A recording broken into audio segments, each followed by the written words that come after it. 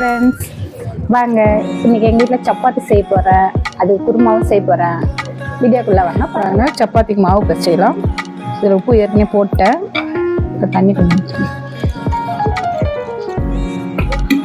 தேவையான அளவு ஊற்றி பிசைஞ்சிக்கலாம்.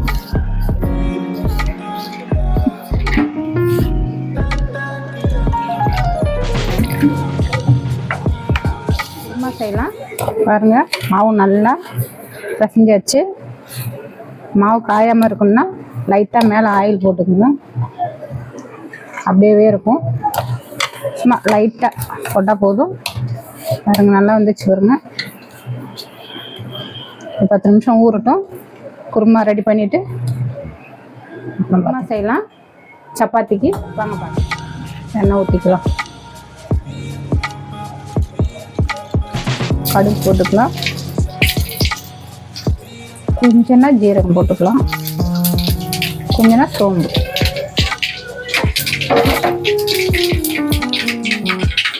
பச்சை மிளகாய் போட்டுக்கலாம்.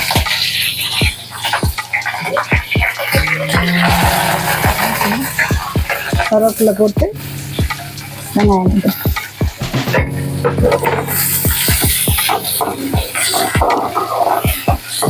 நல்லா வெங்காயம் வதக்கி இருக்கும். உருளைக்கிழங்க வேக வச்சாச்சு. நல்லா மசிஞ்சு விட்டுக்கலாம். இஞ்சி பூண்டு பேஸ்ட் போட போகிறேன். அதிகமாக போட வேண்டாம், 1 ஸ்பூன் போட்டால் போதும். அதிகமாக போட்டால் டேஸ்ட்டே மாற்றிடும். அதான் 1 ஸ்பூன் போட்டால் போதும். கோல்டன் கலரில் மிக்சி ஆனியனை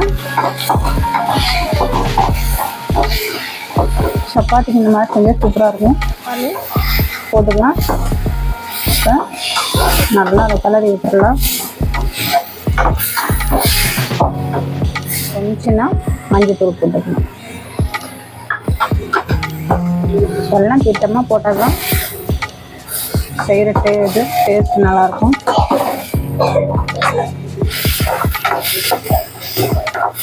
நல்லா வெங்காயம் தக்காளி எல்லாம் நல்லா வதக்கிச்சு.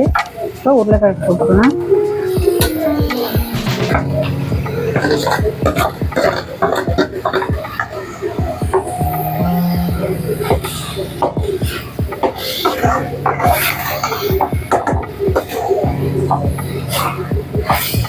கலர் பார்த்தீங்களா, சூப்பராக இருக்குது.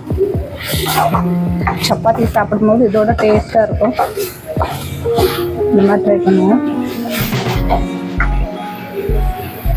தேவையான அளவு தூள் போட்டுக்கலாம். காரம் வேணும்னா 2 ஸ்பூன் போட்டுக்கலாம். காரம் வேண்டாம்னா 1.5 ஸ்பூன் போட்டுக்கலாம். இப்போ தண்ணி ஆட் பண்ணிக்கலாம்.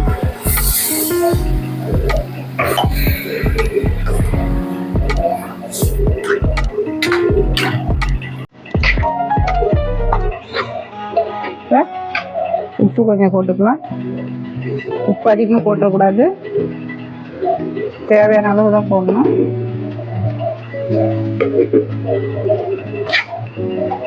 தண்ணிலாம் ரொம்ப ஊற்ற தேவையில்ல, அப்படியே கொதிச்சு வந்தால் போதும். எங்கள் வீட்டில் 4 பேர் தான் இருக்கும், அதனால தண்ணி கம்மி வச்சுருக்கேன். ஸ்ட்ரென்த் அதிகமாக இருந்தால் உங்களுக்கு தண்ணி ஆட் பண்ணிக்கலாம். சப்பாத்திக்கு குருமா ரெடி. பாருங்க எவ்வளோ திக்காக அழகாக இருக்குங்க. அவ்வளோதான், ரெடி ஆயிடுச்சு. இப்போ மல்லி போட்டுடலாம். கொத்தமல்லி போட்டு இறக்கிடலாம். சப்பாத்தி ஊற்றியாச்சு.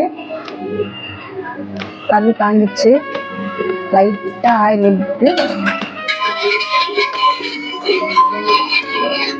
நல்லா அப்ளை பண்ணிடுவோம். பாருங்க எவ்வளோ பெருசாக இருக்கு சப்பாத்தி. சப்பாத்தி ரெடி ஆயிடுச்சு. பையனுக்கு பூரி வேணுமா, அதனால பூரி போட்டு